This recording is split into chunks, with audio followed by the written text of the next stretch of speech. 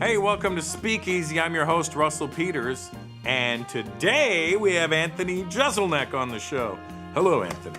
Nobody here to clap. Hi. No one. Yeah, it's just me and you. It was a really awkward handshake. This is an awkward date. It was. Is what this is. This is strange. I feel like if I should like go home and cancel my OkCupid account after this. Well, you know, if this goes well. What are you drinking? I'm drinking a whiskey smash they've made for me. Yeah, I don't drink a lot of cocktails, but when I'm in New Orleans, I go to brunch at this place called Commander's Palace, and I have like 100 of these. And do they get you lit? Lit, but you also feel like you're replenishing your fluids. You know what I mean? It's refreshing as well as full of whiskey. It's a hydrating alcohol. Let me taste that. Taste it. Is your straw clean? Actually, I haven't touched a straw. Go for the straw. Yeah. No? Not Tastes like a bad. garden.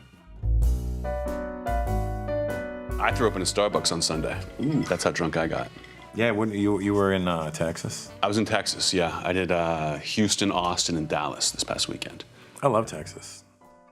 Why? I don't know. What do you love about it? I feel like it could actually be its own country. They think you might be Latino, so they accept you a little more? No, I don't know what they think. I think they just stare at me sideways anyway, but I don't care.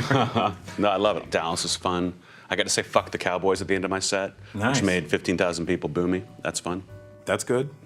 That's how you know they were paying attention. Exactly. How would your sets go? Did they go well? They went great. Of course. You've seen me. You know what I do. Your new specials out? Yeah, a new special just came out on Netflix, Thoughts and Prayers. It's been well received, I think. Talk about it. Let me hear about it.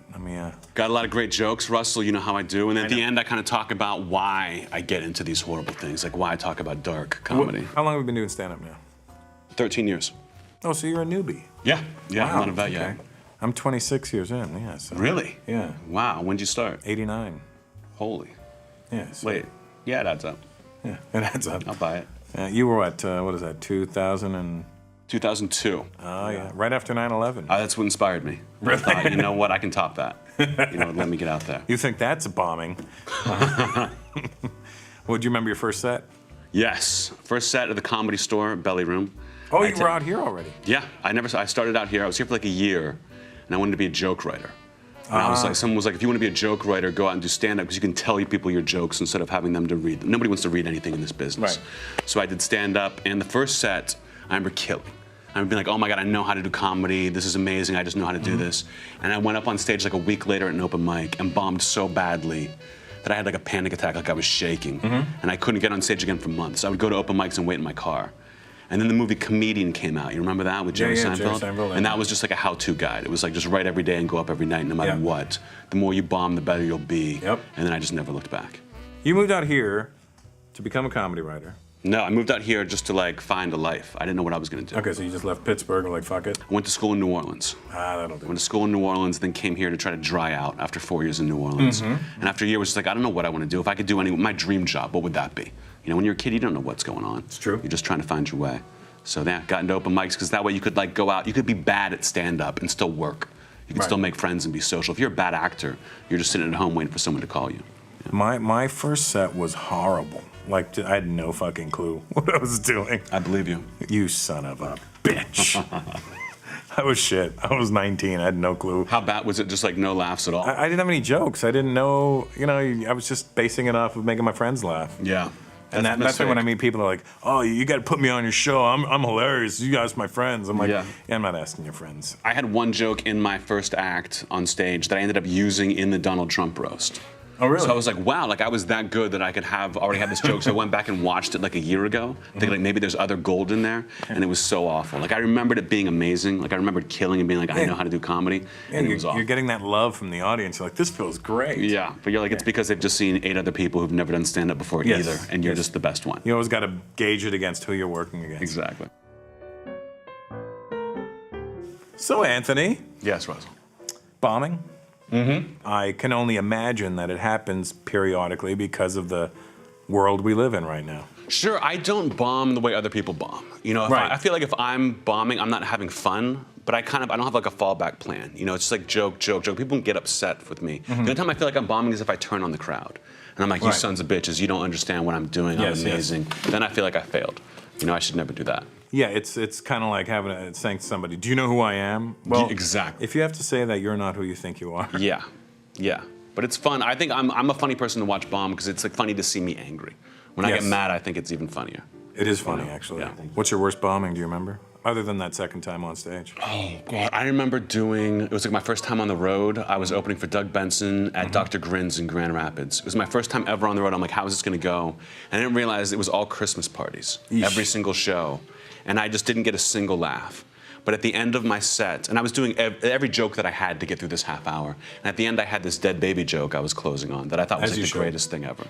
And in my head, I'm like, what is the joke? The joke is, you don't know anything about pain until you've seen your own baby drowned in a tub. And you definitely don't know anything about how to wash a baby. And I like love this joke. And after bombing for half an hour, I would tell it at the end and the crowd would just start yelling at me, just start screaming. But I really thought that was gonna like bring it back around. We'd be like, oh no, now we realize you're a genius. Yeah, this is the one that's gonna win you over. That week was rough, where I thought maybe I can't be a comedian. Maybe this is what my life would be like if I tried to do this on the road for real in front of like non-LA people. And then I found out, no, that's just Dr. Grin's on Christmas. You should never be performing there. Yeah, you're not the festive comic. I'm not a Christmas show guy. If it's your birthday, you don't want me on stage. I heard a story about you at Caroline's. Sure, I've had some interesting shows. You know, things I can kind of push the audience a little bit when they push back. It's always fun. Like I did a show at Caroline's like a year ago, and it was a packed house, and I'm doing great. And I hear someone talking to the left of me, and it sounds like they might be ordering a drink, but it's going on too long. I hate it. I turn over, and it's some girl just standing there, like a young girl, completely wasted with a glass of wine, just talking to me. And I usually have a line when I'm talking to a girl in the crowd who's a heckler. I don't want to make fun of her, because then people will turn on me. So I put it on her boyfriend. And I say, listen, like I'm not even mad at you, but your boyfriend needs to handle his business right now. So the guy stands up and says, are you gonna handle me? And I'm like, where's the bouncer? You know, I'm not going to get off stage and fight this guy in the middle of my act, but the bouncer, this huge 8-foot-tall guy, is gone. All of a sudden, I see TJ Miller. You know TJ Miller? Yeah. TJ's a big guy, too. He's a big guy, but he's also pretty drunk, and he's just coming by to see me. Yeah. Doesn't know I'm even there. I didn't know he was in New York. He walks in the back of the room, and I say, ladies and gentlemen, TJ Miller. Crowd starts applauding. I say, TJ, throw this guy out. And TJ, without missing a beat, doesn't ask why, doesn't ask who is this, doesn't say hi, Anthony, just grabs the guy by the back of his neck and throws him out of Caroline's. It's always a drunk person. I don't want to say it's usually women, but it's a lot of times it's women who just talk really loud when they get drunk, and they forget that there's other people in the audience. I have women thrown out of my shows a lot, and they say this. They go, he was saying offensive things. Why can't I say offensive things? Yeah. Like, they think it's like their time to play. Yeah. I think guys feel like you're questioning their manhood by being funny. The guys don't ever want to tell you that you're funny. They're like, some of that stuff was pretty good. Yeah. But if you're sitting there making everybody laugh for an hour, they start to get mad, and then they have to say something. You should have Jason Rouse open for you. That'll get them nice and right. That would be a good, that would be a good opener for me. He would let them know what they're in for. It'd be like the pretty guy and that guy. I'm the pretty one? You would be the pretty one. Thank you. What are you working on? Actually, I have this new thing I've been working on, okay? I'll try it on you. It either kills or it bombs so hard, all right? I have a theory, all right? I have this theory that no matter how awful a tragedy is, there's always one person who is happy about it. Always one, all right? And I'll give you an example. That horrible church shooting in Carolina happened a few months ago. 9 people shot and killed. Horrible tragedy. One person was happy. Do you know who? Who? Rachel Dorealis, who was pretending to be black so she could be the president of the NAACP. She was like a laughingstock for weeks before that tragedy happened. Now no one talks about her. So even if she would never admit it, she was happy. So give me one tragedy. Give me any tragedy. Give me something that was like maybe personal, something big, something like national, and I'll tell you who was happy about it. This would have been my cat, who got out of the house and then got run over on the street as it ran out there. Not a tragedy. No? Because you hate cats. No, that's the whole bit. Whatever you said, whether you would have said 9/11 to the boss, I would have been like, not a tragedy, and that's it. So if somebody fucks it up and says my cat died, which is not a real tragedy, if you had said 9/11, maybe it would have been funnier. Yeah, but it's not a good bit. Do you sound it out with anybody? You have anybody you talk to? Like I have Ruben Paul, who will watch me when I'm getting ready and just put my shit in order for me. Yeah. Because I'm just doing it scattered all over the place. And then he'd be like, no. Put this here, here, here. And then I do it and I go, oh my God, that set killed. I don't like anybody's advice. I'm same. I would rather fail on my own merits than have someone be like, oh, if you just said this, you would kill. Like then it would be in my head forever. Yeah, it's more of a, you know that joke? Put that joke here and that joke here. It's more of that situation. Even that He's an bugs me. organizer for me. Even that bugs me. It feels like someone's trying to put my kids through college for me. Yeah. It's like, keep your money. I got this. I almost have the opposite problem now when I tell someone a joke. I'm like, what do you think of this? They laugh so hard. And I'm like, oh, that's a really good joke? And then I try it out in front of a real crowd, and they're like, no. I don't know what. They were lying to you. They were being polite. Has anybody ever offered you advice? or material? People love to do that. It always cracks me up when somebody after the show will come be like, hey, I got a joke for you. It's like some kid who wants to get into comedy. I'm like, who do you think you are to give me a joke? You know, I mean, I say like, I'll listen to your joke, but it's gonna work out badly for you. Like I'm Anthony Jeselnik. And I do it anyway, and it's always terrible. But sometimes a comic will give me a joke, or they're like, hey, can I have a piece of advice for you? And I'm like, yeah, you know what, I respect you, I'll let you do that. And even that's a disaster.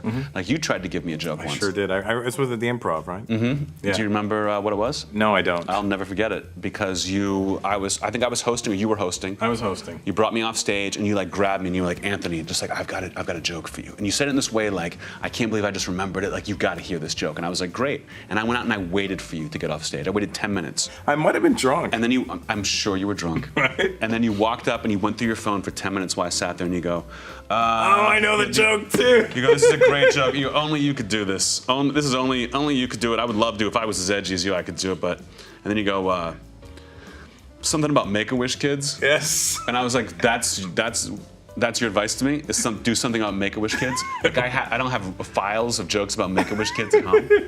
I love it. That's your joke. Like thanks. It was like thanks. it was Make-A-Wish kids because I like children, but not for that long. You didn't even give me that. Really? There was no joke to it. It was just like, here's a premise that I thought. I probably couldn't find the note, but I know it's in my phone. I could actually. I close with it now. Thank you. So. Thank you for that joke. Do you have any like notes that you wrote down? You're just like, the fuck was I thinking? Oh, almost all of them. I used to carry around one of those black notebooks in my back pocket, and I called it the Book of Death. Because if I wrote something down in there, it never worked. Right. You know what I mean? You're just afraid you're going to forget something. I have notes on my phone from like 2007, 2008 that are just like, ugh. I email myself my notes now. That way I have to see it, and like I have to write it down somewhere else and keep thinking about it. Because if I put it in a book, it's gone. How'd you like doing Last Comic Standing? I hated it. Perfect. Hated every second of it. Did you really? So you're not going to be back next season? I told them, I said if you triple my money, maybe I would come back. But I was like, I gave them gold. Like I changed what that show was, and then they just took it all out. They're like, that was really funny, Anthony, but we can't use it. Really? Yeah, I was bummed. I had a lot of moments where I got taken out of as well. Did you try to joke around, or were you just trying to? I was just having fun with it, you know. Yeah. What I mean? Talking and. Was it? I think it's your job. You had the harder job because you got to kind of like critique the comics. Right. I was critiquing the judges. I would make fun of them, and I felt like that was a fun target. But if some kid comes up and like tells us like terrible gluten joke, do you really need to pick that apart? Like you're Russell Peters, you know, you're a legend. And well, eventually, really, in some countries. You know, Keenan and Roseanne are the legends. I was the young face out there. Yeah. And that's really not a young face. Yeah, but Keenan's a legend for like having more famous relatives. Well, you know, for spawning them. Yeah, yeah. He hated me so much, Keenan. Did he? Yeah, he really did. And like for real, or just your style of comedy? I think all across the board. Anytime I'd make fun of him, he would just have that smile on his face, like I want to kill you, but I'm not going to say anything back. Did he just go? No, he would just be like, oh, okay. And let it go. What do you got coming up? Road-wise, are you back? I'm done, man. I just finished Oddball. I finished 8 weeks of that tour, which was pretty crazy. I was asked to do it when they first started it, when they were the first year they were going to do it, and I declined to do it because I always feel like an outsider whenever I get around the comics that I look at as much better comics than myself. Well, sure. I mean, when there's you and you're very successful, and then there's comics who are like respected. Yeah. You know what I mean? You can't, like, there's a big gulf man, there. What? But no, I think you would have had a blast on it. Like, it's a vacation.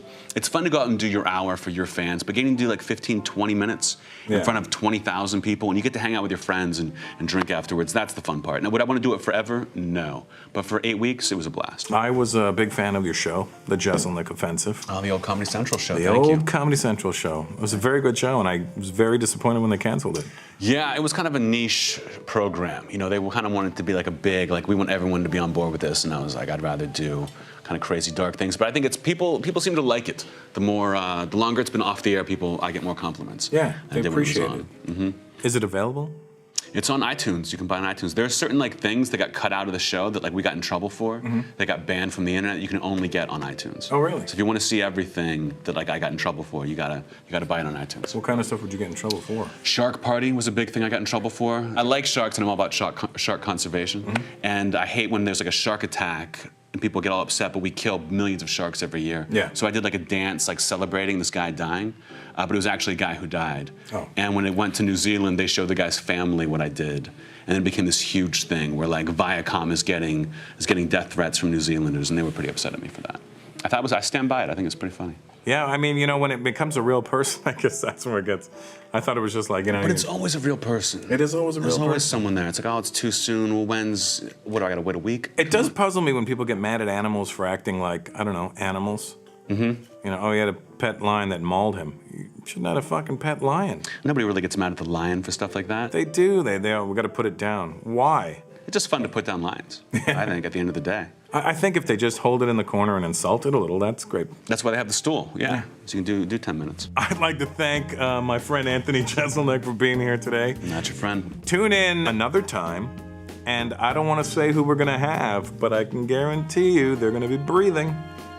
This is like the ending of Police Squad, where they would just... Where's that?